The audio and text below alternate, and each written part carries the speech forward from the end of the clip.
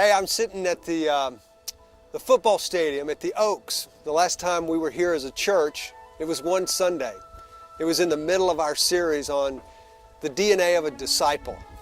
And in that whole series, we talked about, as a person, how we grow in our love for God, love for one another in community, how we can better love and serve the world.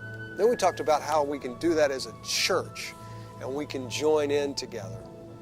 In the Christmas season, I think of Jesus' words, it's better to give than receive. I want to tell you another story about a football stadium.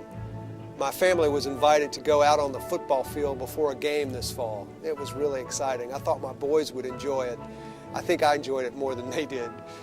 But the coach took us into the locker room as the players were getting ready. We had opportunities to shake hands with players, meet them. Then we went out on the field and we jumped up and hit the wind bar, and we went out on the field at Tiger Stadium to the middle of the field. It was awesome. And then after that, we stood on the sidelines as the band came out. It was really, really fun. It was fun for me. And I thought, you know, you kind of start to feel like you're a part of the team when you're down there, that you can actually contribute. In John chapter 1, God explains that He sent His Son into the arena of life. Jesus actually took the field. He put on the human suit and He took the field. It says in John 1:14 that He became flesh and He dwelt among us. One translation has it that He moved into the neighborhood. He lived life on earth, enjoying what we enjoy: family, friends, laughter, love. He was tempted in every way and was without sin. And then, of course, He entered into the pain of our human existence, in the suffering. He Himself suffered. He gave Himself, not only so that He could join in our suffering, but He took our suffering upon Himself so that we wouldn't have to. He was the one who said it's more blessed to give than receive. I wanted to encourage you this in the rest of the season, that you might stop and pray and ask God what He's doing in your sphere of influence, where you work, where you live, your family, your friends. And that you might join Him, that you would leave the stance of just being an observer and join Him in what He's doing.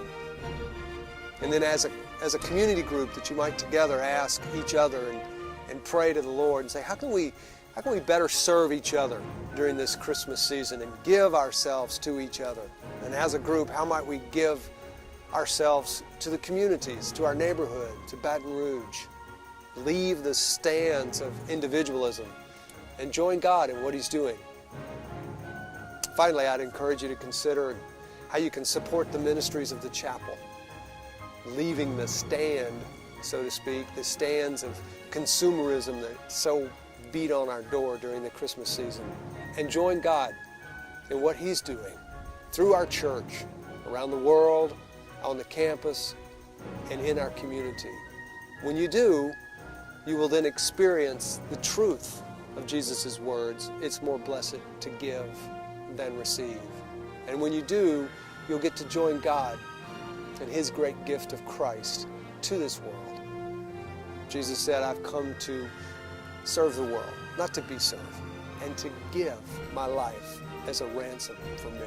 So let's empty the stands, not being spectators, not just being individuals, not being consumers, but let's empty the stands this Christmas season and join God in what He's doing. Have a Merry Christmas. Now, let's go.